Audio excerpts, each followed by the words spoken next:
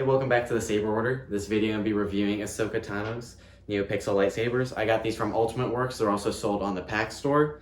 These both are installed with Proffie. I'm going to show these hilts up close. For about $500 pre-kit and fully installed around $700, you're going to be getting perfect replicas, pretty much the #1 replica of the Clone Wars hilts. You can choose to get 2 blades with it. Obviously, you're going to have one longer blade, one shorter blade. It's going to be 28-inch and 36-inch. All right, so obviously you get your retention screw with every saber, and it's gonna have 2 screw-in points right here. They're used black screws, so they blend into the design, but you're gonna have your small little tool, unscrew both, stick the blade in, press it down, and then screw them back in.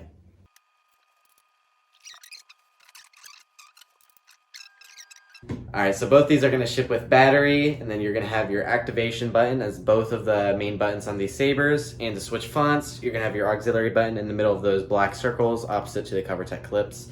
So just go press those to activate it. Then you're going to be on a default blue font. All right, next I'm going to go ahead and show both of these hilts and all the internals of that up close.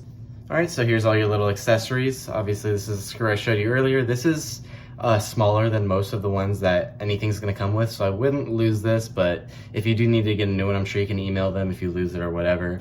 In those boxes, one of the things are microfiber gloves, and these things are fingerprint magnets, and it's totally worth it. That's the one thing you're going to get with a chrome body, is when you choose these, you're going to make it a fingerprint magnet. These sabers, here they are. They're very screen accurate, and the only saber I think is on par with these are the Corbanth Ahsoka sabers. I'll go ahead and show those on screen, and those have more of a matte brushed finish, which if you prefer that, I would go with those because you don't have to deal with all the fingerprints you're gonna get on these. But yeah, the Corbanth one will be slightly more pricey, and honestly, I just think these are a little bit more high quality. One thing that's nice, you get a little stand, very easy to assemble. It's just 1 bar through the center, and you screw the little caps on to the little, I guess, acrylic pieces. And then the proper way to put this hilt on is you put the bigger hilt on the bottom, and then you put it kind of in between the crease where it tapers down a little bit, and then you can put the Shoto on top, and you have it perfectly demonstrated wherever you want it. All right, I'll go ahead and set these to the side, and I'm gonna go ahead and use these microfiber gloves because I'm already getting a ton of fingerprints.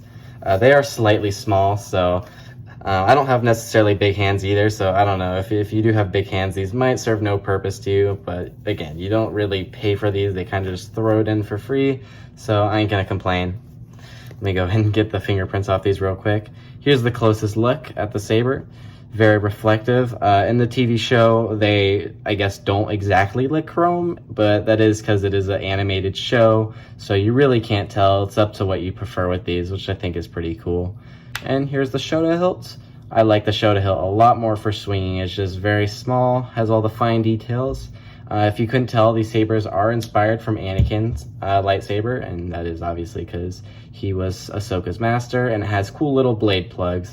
When you go ahead and press the 2 activation switches, they light up, and obviously they're going to light up in the color you choose. So very nice. All right, so getting into the internals, you only have to unscrew the pommel, not too much disassembly with these sabers, which I think is cool. And here you go, you have your chassis right here. They're going to start on, so you won't be able to activate it right away. There's going to be a little switch. Let me get in frame, and you just switch it to the on position, and boom, your saber will work. And if your saber ever glitches out because it's on low battery, you just switch it on and off, and that just resets the saber for you. And then pull it out, you kind of just yank it out, and then you're going to have the standard chassis. All right, so here is your Proffie core. You have your Proffie board right there, and this is wrapped in plastic for good reason, so you don't get any dust or damages. So I would leave that there. This is your little port you can plug in to customize everything you want. Then that yellow tape is connected to the SD card, the micro SD, so you can customize your font. And then your battery, you can pull that out. It has little battery chargers that kind of go around the battery and then charge it up. You can swap these buttons, I'm pretty sure, if you want your auxiliary down here to be your activation, then your activation right here to be auxiliary, so you can pretty much just swap which does what. And then to pop it back in, you're gonna align, I don't think you can see it very well, but there's gonna be 2 little pegs down there, and you align it with these.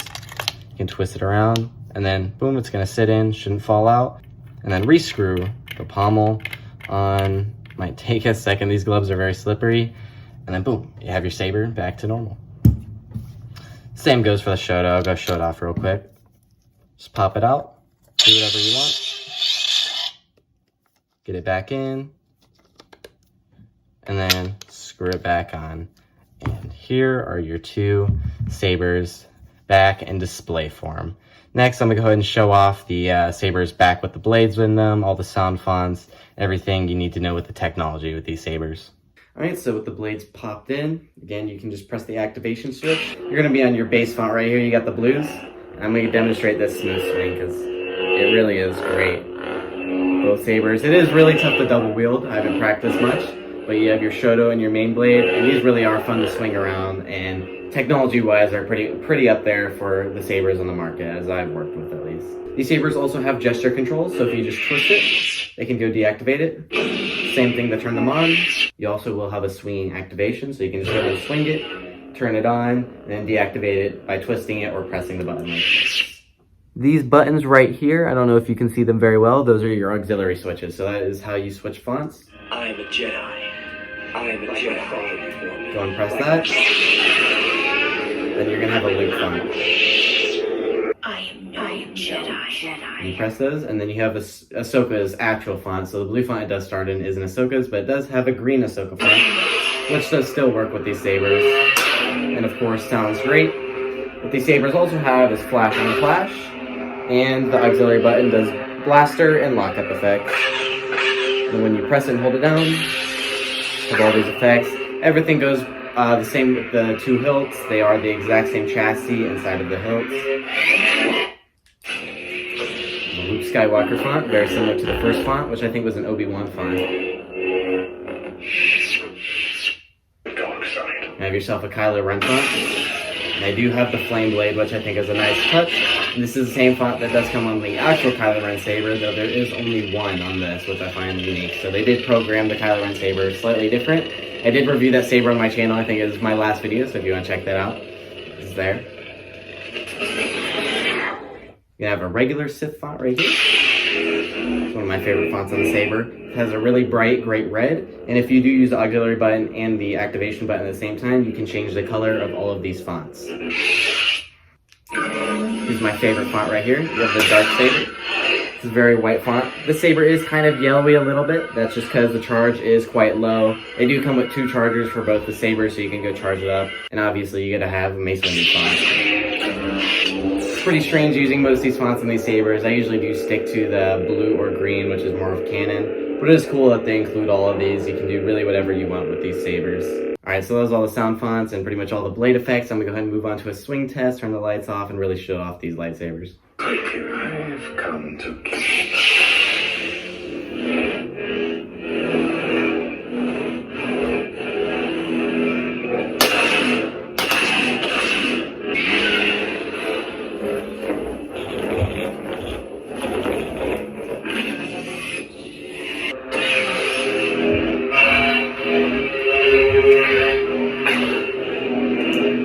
I feel like that's a okay showcase of dual wielding. I will say it is very tough, at least for someone who really never does dual wield lightsabers, to use two at the same time, especially doing like stuff like the Obi-Wan. I feel like you kind of got to be ambidextrous or put in a decent amount of practice. I don't really swing these too much. They mostly just sit in display. I do enjoy their functionality though. But anyway, they have great smooth swing. They work pretty much as good as any other saber on the market is going to. So if you do want to swing these around, it is still a great buy. Though I would probably go with mid-grade blades instead of heavy grade because these do just weigh more and make it a little harder to swing around. Well, anyway, that was pretty much every bit of demonstration I can do with these sabers. I'm gonna go into my final thoughts. All right, so my final thoughts on these sabers is for $500 to $700, you're gonna be getting the best replica and best technology on the market, especially for this character. Out of all the Clone Wars Ahsoka sabers on the market, which there aren't very many, you're going to be getting the best one. This is neck and neck with a core band for screen accuracy. Pretty much the only difference is the chrome hilt, which I obviously chose because I prefer it.